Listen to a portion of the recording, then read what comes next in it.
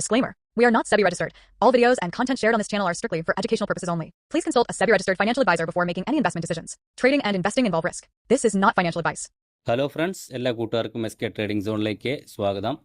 നമുക്ക് വരുന്ന ആഴ്ചയിലേക്ക് നോക്കാൻ പറ്റിയ സ്വിങ്ങിന് പറ്റിയ രണ്ട് സ്റ്റോക്കുകൾ നമുക്ക് നോക്കാം. അതുപോലെ തന്നെ നമുക്ക് സ്മോൾ ക്യാപ്പ് അതുപോലെ നിഫ്റ്റിയുടെ ചാർട്ടുകൾ ഒന്ന് അനലൈസ് ചെയ്യാം. ഓക്കെ, ആദ്യം തന്നെ നമ്മൾ നിഫ്റ്റിയുടെ ചാർട്ടിലോട്ട് വരാം. നിഫ്റ്റി കഴിഞ്ഞ പ്രാവശ്യം ഒരു പോസിറ്റീവ് ക്ലോസിംഗ് ആണ് തന്നത്, ഒരു 64 പോയിൻറ്റിൻ്റെ ഒരു മൂവ്മെൻറ്റ്. അതുപോലെ നോക്കിക്കഴിഞ്ഞാൽ നമ്മുടെ മേജർ ഒരു സപ്പോർട്ട് അതുപോലെ റെസിസ്റ്റൻസ് ഏരിയയാണ് ഈ ഒരു ബ്ലൂ ലൈൻ എന്നുള്ളത്. അപ്പോൾ അത് ബ്രേക്ക് ചെയ്ത് മേലോട്ട് പോവുകയാണെങ്കിൽ നമുക്ക് നിഫ്റ്റിയിൽ നല്ലൊരു മൂവ്മെൻറ്റ് കാണാം. അത് കൂടാതെ തന്നെ നമുക്കിപ്പോൾ ഒരു ട്രെൻഡ് ലൈൻ റെസിസ്റ്റൻസ് കൂടെ വരുന്നുണ്ട്. അപ്പോൾ നോക്കിക്കഴിഞ്ഞാൽ നമുക്ക് കണ്ട ഈ റേഞ്ച് ഒരു റെസിസ്റ്റൻസ് ആണ്. ഒരുപാട് തവണ നമുക്കതിൽ ടച്ചായിട്ട് വന്നിട്ടുണ്ട്. ഏകദേശം നോക്കിക്കഴിഞ്ഞാൽ ഇവിടുന്ന് സെല്ലിങ് തുടങ്ങിയതാണ്.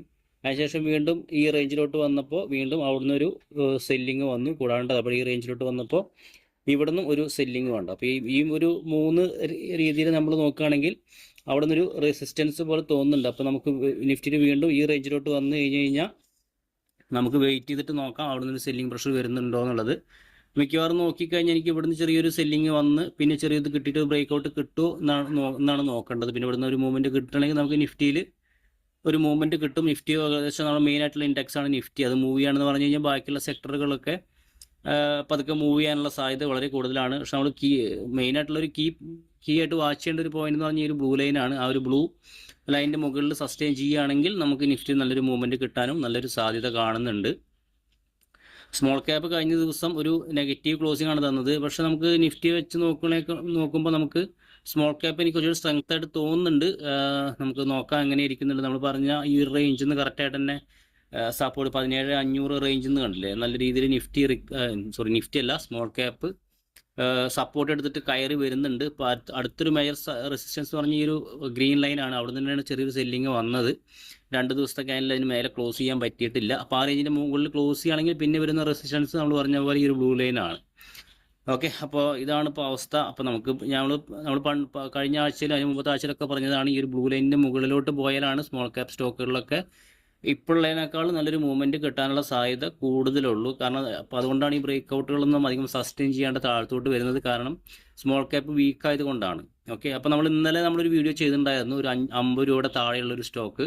ആ വീഡിയോ കാണാത്തവരൊന്ന് വാച്ച് ചെയ്യുക. നമുക്കതൊരു മിഡ് ടൈം ലോങ് ടൈമിലേക്ക് പരിഗണിക്കാവുന്ന ഒരു സ്റ്റോക്കാണ്. അതിൻ്റെ അക്യുമുലേഷൻ റേഞ്ചുകളും കാര്യങ്ങളൊക്കെ നമ്മൾ വീഡിയോയിൽ കറക്റ്റായി ഡിസ്കസ് ചെയ്തിട്ടുണ്ട്.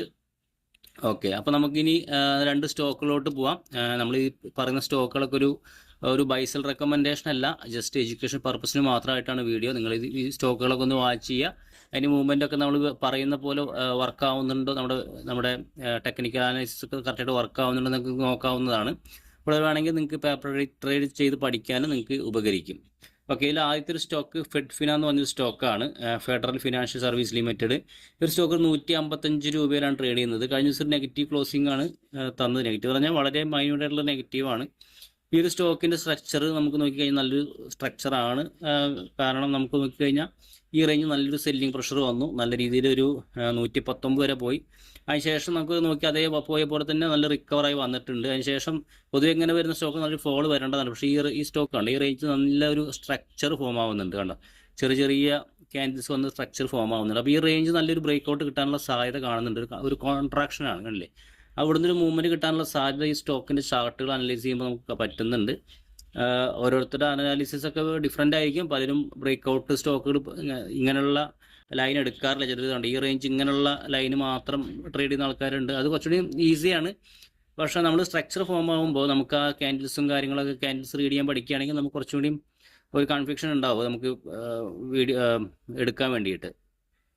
ഓക്കെ, അപ്പോൾ ഓരോരുത്തർ ഓരോ സ്റ്റൈലാണ്. എൻ്റെ ഒരു സ്റ്റൈലാണ് ഞാനിങ്ങനെ പറയുന്നത്. അത് ചിലർക്ക് വർക്കാവും, ചിലർക്ക് വർക്കാവില്ല. എനിക്ക് വർക്കാവുന്നുണ്ട്. അതുകൊണ്ടാണ് നമ്മൾ ഇതേ രീതിയിൽ ഫോളോ ചെയ്യുന്നത്.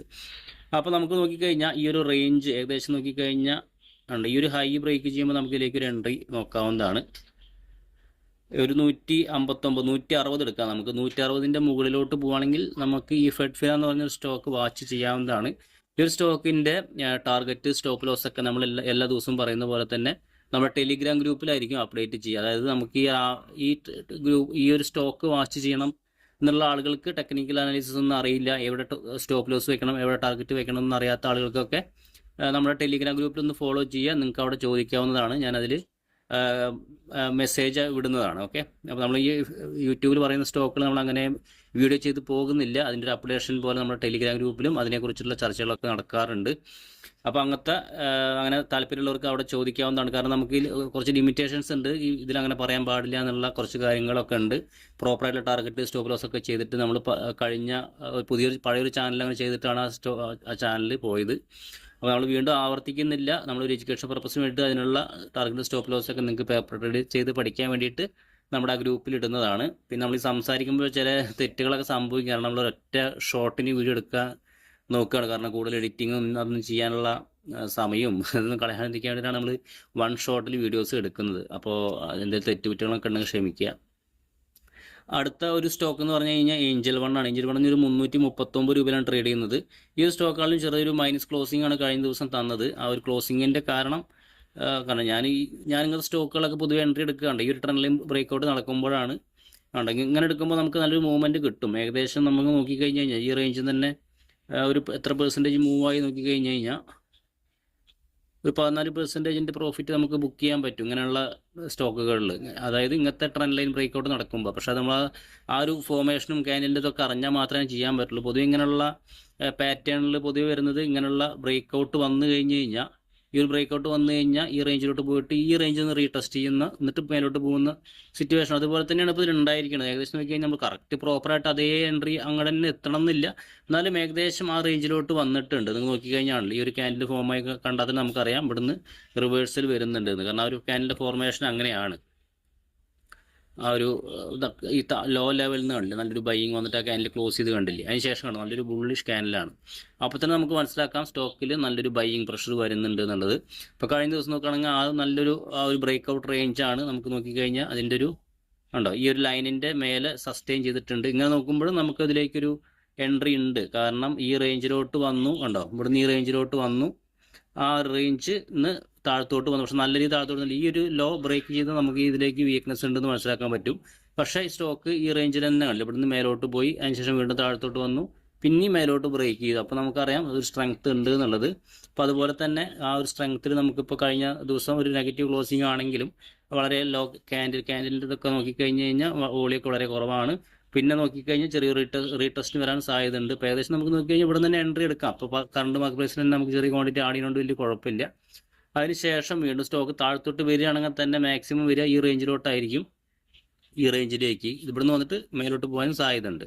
അപ്പോൾ അതുകൊണ്ട് നമുക്ക് ഇതിലേക്ക് ചെറിയൊരു പൊസിഷൻ ഇപ്പോൾ ആഡ് ചെയ്യുന്നതുകൊണ്ട് വലിയ തെറ്റില്ല. അപ്പോൾ ഈ രണ്ട് സ്റ്റോക്കുകൾ നിങ്ങൾക്ക് വാച്ച് ചെയ്യാവുന്നതാണ്. അതുപോലെ ഈ ഒരു സ്റ്റോക്കിൻ്റെ ടാർഗറ്റ് സ്റ്റോപ്പ് ലോസ് ഒക്കെ നമ്മൾ ടെലിഗ്രാം ഗ്രൂപ്പിലായിരിക്കും അപ്ഡേറ്റ് ചെയ്യുക. അപ്പോൾ വീഡിയോ കാണുന്നവരെല്ലാവരും ഒന്ന് ലൈക്ക് ചെയ്ത് സപ്പോർട്ട് ചെയ്യുക. കൂടാതെ നമ്മുടെ ടെലിഗ്രാം ഗ്രൂപ്പും ഒന്ന് ഫോളോ ചെയ്യുക.